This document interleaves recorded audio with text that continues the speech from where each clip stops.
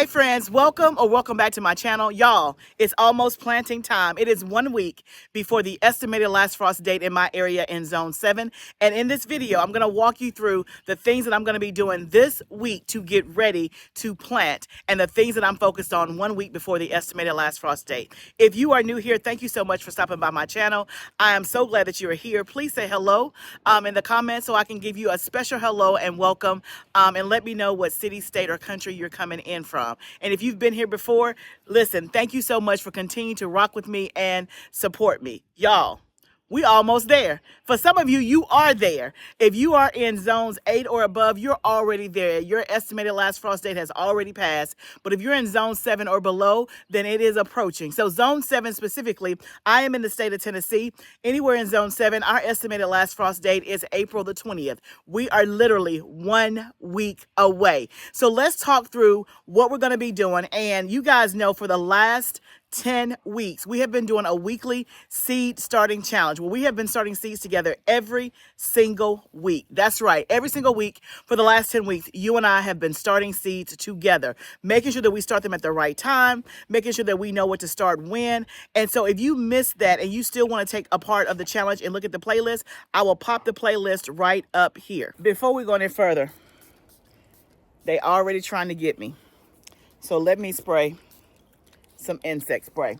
We sell this in our shop. It's natural insect repellent spray. It smells good. It works wonderful. And so if you need some of that and you want some natural stuff and not the stuff that you buy in the store with DEET, you can go to livingfoodsfarm.com and grab you some. Okay, so let's talk about 1 week before the estimated last frost date and what you should be thinking about and what I'm thinking about. So today, y'all, I'm not starting seeds. Can somebody cue the music and say, I have started my last seeds last week. I'm done starting seeds, right? You know that song that says, I've cried my last tear? These hands have started their last seeds for this summer gardening season as of right now.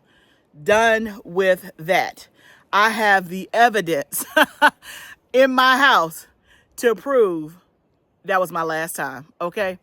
So I'm not starting seeds this week. If you want to start seeds, you absolutely can. So if you are still starting seeds the week before your estimated last frost day, because maybe you won't plant out for another week or two, let's talk about what you should be starting. In terms of starting seeds indoors. So what you can be starting indoors, think about what we started last week at the 2-week mark. We started cucumbers, we started watermelons. You could be doing your squash, your zucchini, your cucumbers. All of those are fair game for 1 or 2 weeks before the last frost date. Cucumbers, squash, zucchini, watermelons, watermelons and cantaloupe. Any type of melon you could be starting 1 or 2 weeks before the estimated last frost date. Now, here are the things I want you to be thinking about the week before your estimated last frost date. Number 1, I want you to check your weather and look at your 10-day forecast, okay? So for me, my estimated last frost date is in 6 or 7 days. I looked at my 10-day forecast this morning, and right now it looks good up until like day 8, and the nighttime temperature is going to be like 47. Okay. And so for me, if I was planting outside, there'll be a couple of things that maybe I would not plant, i.e. my tomatoes and peppers. So I want to specifically talk about tomatoes and peppers in this video because a lot of people, again, I know that you're itching to put your seeds out there. And again, I want you to go and put them out there with information. So that way you're not surprised if something goes awry. And I'll tell you specifically what I'm doing. Now, when it comes to your estimated last frost date, remember that is just an estimate. They're looking at the average time when frost has happened in your area. And they're saying, by this date, it should all be gone. Now, I don't see any estimated frost in my 10-day forecast, but what I do see are temperatures below 50 degrees at night. And so when you're planting your stuff outside, ideally, peppers, when you're planting them outside, your nighttime temperature ideally should be 55 or above. Okay, it should not drop below 55 because your peppers may stall, they may stagnate, and they may not grow as quick, as fast, or just kind of stall. Okay, so 55 is usually a good temperature nighttime to be able to plant your peppers out. When it comes to tomatoes, 50 degrees is usually the standard. You don't want low time or nighttime temperatures below 50 degrees. Okay. And so just keep that in mind when you're looking at your 10-day forecast. Your daytime temperatures may be fine, but look at your nighttime temperatures. Even though there may not be frost, look at that number and make sure that you are comfortable with planting your stuff out. Now, for me, I have 3 main spaces, right? So the backyard is already kind of planted from the spring stuff. And so this will be the last place we'll plant for the summer. So I don't have to really worry about that. But when I think about my other 2 spaces, my high tunnel and my outside garden, my high tunnel, I will go ahead and plant because I feel safe and comfortable that even if it's 47, it's going to be a-okay. I have done it before. Right. But I was able to take that level of risk, and I was willing to take that level of risk, and my stuff did just fine. Okay. If I was planting outside, would I plant this week? I probably wouldn't, just because I wouldn't want to plant all of my peppers and have them stall or die because of the 47-degree weather. Okay, but in a hot tunnel, because it's protected, and if I needed to, I could close the door, then that's when I would feel more comfortable doing that. So you have to take your own risk and assess what you're willing to do. So definitely assess what your level of risk is and where you're going to plant, and look at your 10-day forecast. The second thing that I'm going to be doing this week is I'm going to be transplanting out anything that I can that can take the cooler temperatures. So the things that it doesn't matter if it's 47 degrees or not, they can take it. And so for me, that has been some petunias, cosmos, some of the flowers like that are that can tolerate some of those lower nighttime temperatures. I'm going to be transplanting those out. I'm also, again, going to be transplanting out things in my hot tunnel like tomatoes and peppers that I feel safe with doing. So my goal this week is to try to lessen the number of plants in my house. That is my number one goal, because y'all, the plants are winning and they trying to make me lose, and we're not going to have that. Okay. But instead of me focusing on starting seeds indoors, the third thing that I'm doing is I'm actually going to be direct sowing things outdoors. And so I want to talk to you about the things that you can be direct sowing outdoors. And if you saw my video on, I think it came out on April the 1st. I did a video that talks about what you should be focused on in April. If you did not see that video, let me pop it up here. But basically, y'all, we're going through our checklist. We did some things on that video as part of the checklist, but one of the things it said to do in April is to direct sow some things out that can be direct sown, or that need to be direct sown versus started indoors. And so you should be focused on that as well. So if you have not done like the cool stuff in terms of direct sowing, that would be your carrots, your beets, your radishes, lettuce, kale, spinach, right? Those are the things that are like more cool season crops. Now for me, I already have that stuff in my high tunnel if I'm going to do it. And then other stuff like beets and radishes, I'm not going to do anymore because I already did that. Well, I did radishes in the fall. And so I'm not going to do those again. I sowed some carrots. They did not germinate. I forgot about them. I forgot about the set that was back here. So we already replanted that space with onions. And then I had some carrots in my high tunnel that did not germinate because I think I missed a couple of days of watering and it just did not go well. And I'm not going to replant those again because I don't have any more carrot seeds of the kind that I want to plant. So for me, I'm not going to be direct sowing those things. But if you want to direct some cool season stuff, then I would definitely be getting it in now. And again, keep in mind, depending on where you live and your geography, and if it gets warm sooner than later, just know that for some of those things, you may not have a long length of time. So like your kale and your lettuce, they don't do very well in high temperatures. And so if you know it's going to be like 90 and above over the next, in the next 45 to 60 days, then just know you got a small window to get that crop in and to be able to harvest it before it doesn't taste as good as it would as if it were cool. Okay. Me, I already have lettuce in my tunnel that I actually need to harvest this week. And so for me, I'm not direct sowing any cool crops. But what I am going to direct sow, let me kind of go through a list of some summer direct sown crops that you can do starting, this week, the week before the last frost date, or thereafter. Okay. And so what I'm going to do is I'm going to do some peas. Now, these are not edible peas. These are the sweet pea flour. I started these from seed 2 years in a row, and they did not do well. Like they grow really fast, and so they were really tall and leggy. When I put them out, I did not have good success. I'm going to try to direct sow these instead of trying to start them indoors. And I have quite a few different kinds.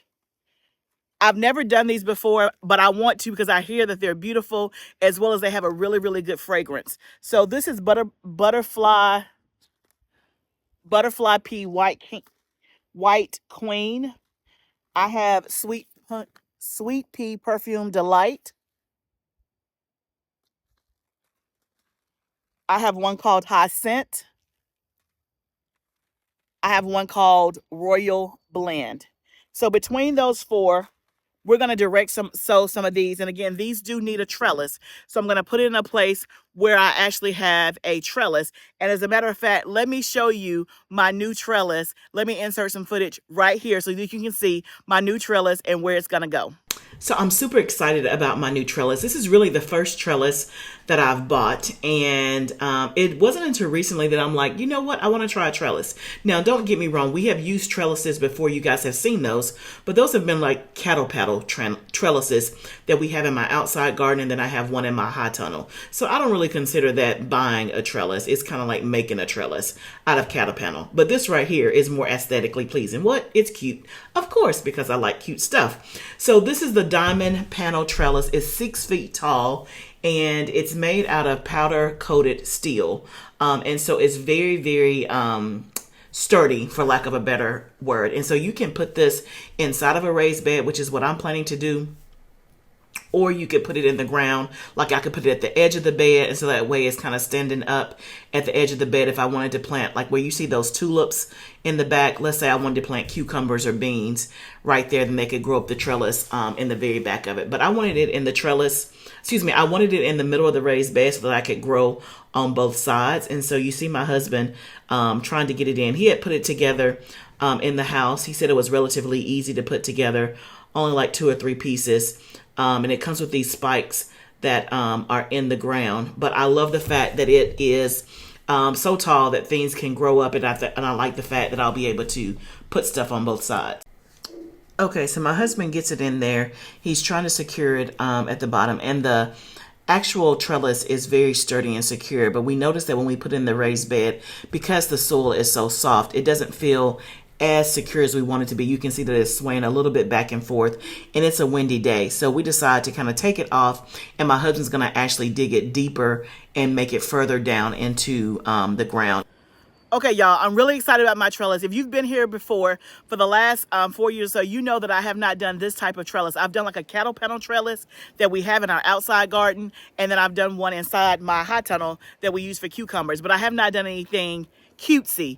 And this is a cutesy trellis, and one that I'm really excited about having back here in the backyard. Now, we took it down just because my husband's gonna have to like go further down in the raised bed to make it a little bit more secure. It is 6 feet tall, and so it does sway just a little bit in a raised bed in the middle because, of course, the soil is soft. And so he took it out. We're going to actually go down deeper. So once we have it up, like stationary and up, then I'll definitely let you guys see that. But you can see kind of us putting it together, and well, him putting it together and him trying it out in the raised bed. Now, if we were to do it outside the raised bed in the ground, then it would not have been a problem. But I wanted it actually inside my raised bed so that I can utilize both spaces. So I'm going to put the sweet peas on one side, and then I'm probably going to do cucumbers on the other side. So I'm excited about that. I also have another trellis coming that I'm going to be using down in one of the raised beds in the high tunnel. So when that arrives, I'll show you that as well.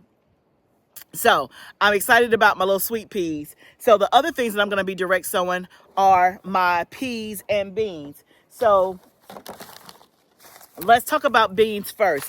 So I'm going to be doing my green beans. And if you saw my video that I did last week about my garden plan, I talked about how I'm going to be doing less squash in the very beginning and try to do, I'm going to space my squash out in different locations to try that to reduce the amount of squash bugs. But I'm also going to do fewer squash in quantity and then just do succession planting over a period of time. But instead of me doing like more squash in the beginning, I'm going to actually do more green beans in the beginning. Normally what I've done in the past is I've done a whole row of squash and zucchini, and once that kind of comes and I get the harvest from it and the squash bugs come, I'll pull that out, and then I will do half the row again with squash and zucchini, and then I'll do the rest of the row with green beans and then sprinkle some green beans back here. Well, y'all, we ran out of green beans. The last green beans we had, I think, was about 2 or 3 weeks ago. And so it's now April, and that means I won't have green beans again until like June. And so I did not quite save enough or preserve enough for a year. I was close, but not a lot. So I'm going to do more green beans this year is the message. So the green beans that I like, that are my favorite right now, are Jade. And I get them from Johnny's. Of course, there's no picture, but Jade is a bush green bean. It grows extremely well. I used to do Blue Lake, and that was my favorite my first 2 or 3 years gardening. And then I tried Jade, and I love Jade. I love Jade better than I love Blue Lake. And so we're going to do the Jade green beans. And so I want to show you one of the things that I'm doing today, because I plan to plant these or direct sow these later today or tomorrow. Is I have a bowl here, and I just labeled it green beans. I'm going to put some water in a bowl. And I'm also going to do some water in this bowl. This is for the sweet peas. So I'm actually going to pre-soak my green bean seeds and my sweet pea seeds. I found that I get better germination when I do that. So I'm just going to plop some in here.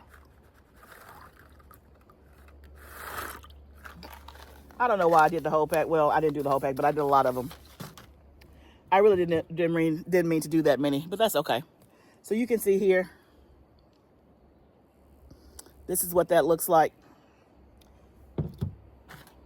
And they'll plump up, and they'll get a little bit soft, and you'll start to see that you can kind of see this kind of breaking out of the shell a little bit. But when you pre-soak them, it just makes them germinate quicker. Now, if you don't soak them, will they still germinate? They will, but this just makes it go quicker. The same thing with the sweet pea seeds.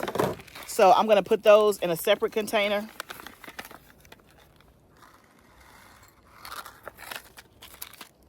I'll do the high scent, and we'll do the perfume delight. That's a white, and then that's one that's with color. And they'll be ready literally within 3 or 4 hours, or you can do it overnight. It'll be ready for you like the next day. So I have these two that are going to pre-soak. So I'm going to direct sow the sweet peas. I'm going to direct sow the green beans. I'm also going to direct sow my peas. So the peas that I'm doing are purple hull peas. Now, I don't normally pre-soak these, but these are the purple hull peas that I normally do every single year. I will do a whole trellis of these, and so I will be direct sowing these as well. And then also the last one I'm going to be direct sowing is this, the rattlesnake pole bean. Again, both of these will need a trellis, the purple hull peas and the rattlesnake beans. I tried this for the first time last year. We did this at the very end of the summer season, like in August of last year. When I say the end, I have a long growing season. And so I did it on my third succession. I do succession planting, and usually in 3 intervals during the summer. This was on the third one. And I did, I don't know, maybe, let's see, I may have had 7 or 8 plants. I wanted to try it out. So this right here grows like a green bean, like you can see on the picture. It has like some purple speckling on it. So you can eat it as a green bean, or you can let it dry, and there's a pinto bean like on the inside. That is what I grew it for. I'm not growing it as a green bean. I'm going to let it grow all the way to maturity, let it dry out, and then I'm going to pick the beans out and use them as pinto beans. Last year on my 6 or 7 plants, I got a total of a quart-sized jar of beans. I cooked those beans. When I tell you those beans were so good, it's like a pinto bean, but it has a little bit of a different taste, to the point that I'm going to do these and not pinto beans. Like, so good. So good. This is my new favorite, one of my new favorite beans. So I have, I get these from In My Gardener. So I have 3 packs of these. So I will be direct sowing these as well. I'm just trying to figure out if I'm going to put them on the tunnel, inside the tunnel, or outside. So 4 things I'm direct sowing: my sweet peas, my green beans, my rattlesnake pole beans, and my purple hull peas. Other things that you can direct sow is going to be any type of bean. So if you're doing a pole green bean, obviously you can direct sow that. Also, I have these bush black beans. I have a bush black bean, and then I also have a pole black bean. I'm going to see what spacing I have left. I may or may not do these. These are kind of like, I may do it and I may not. It depends on the space. But the priority is going to be purple hull peas and this rattlesnake beans. That's the priority. But I would also direct sow these if I had already determined where I'm going to put them in the space. And then obviously I have a pinto bean. You can do that as a bush bean. I get this from In My Gardener as well. And so you can direct sow those as well. So y'all, that's what I will be focused on this week. So for you, again, think about the things. If you want to start some seeds indoors, think about what I've started in the last week or two. I kind of gave you that list. Also, I want you to look at your 10-day forecast and figure out what your level of risk is in planting stuff out. Third, I want you to transplant and put out anything that you can that is okay with the cooler temperatures at night, in case your temperatures are going to be below 50, between 40 and 50 degrees. And then 4, I want you to direct sow out the things like your peas, your beans, and things like that. And then if you want to do some cool season stuff, you can do that as well. So that's what you should be focused on this first or the week before your estimated last frost date. I also want to remind you the stuff that was on the April list. You should be also, you can see my garlic behind me is growing very, very nicely. So again, I'm starting back to water my garlic. Also this month, I will be fertilizing my onions. My onions are growing nicely as well. They're over there. I don't know if you can see them. There's some there, and then I have some, of course, outside. So I will be focusing on fertilizing them more towards the end of the month. Right before they start to bubble up, I will fertilize them with something that is high in phosphorus, because phosphorus is good for root development. So that's kind of what you should be thinking about. I want to know from you guys, if you've already planted your stuff out, have you already taken the plunge? If you're ahead of me, let me know in the comments. Also, let me know what are you thinking in terms of when you're going to plant your stuff out. Now, for me, my goal is to plant my high tunnel out this week. And then for my outside garden, it's going to be the 1st of May. Now, normally I do mine the last week of April, but only because I have travel, I'm not able to do that, right? And so I have people coming to help me. If you don't know, we do an annual planting party once a year to plant the outside garden. It's a fun time. My friends come and help me plant. And so trying to find a date that works, as well as with my schedule and their schedule, it's going to be probably the 1st of May before we can do that. And so my job is to, one, get out of my house as much as I possibly can, but then also the ones that I cannot plant out yet, to keep alive and keep me sane, okay? Keep me alive, keep them alive, and keep me sane, because these plants, y'all, I just want to say, kudos to you. If you have been rocking with me for the last 10 weeks, y'all, we did it. We absolutely did it. For the last 10 weeks, we have been diligent. We have been focused. We have been intentional about starting seeds, and not just starting seeds, y'all, we are growing our family's groceries. And so I know that this may be a week of overwhelm, because all the plants are in your house and they're trying to call the shots and they moving you out the way. But just remember, keep focused. It will not be this way always. They will go outside. The weather will cooperate, and they will go in the ground. And so stay focused, stay diligent. Y'all remember, this is all a journey. Let's do it together. I cannot wait to see you in the next video. Bye for now, friends.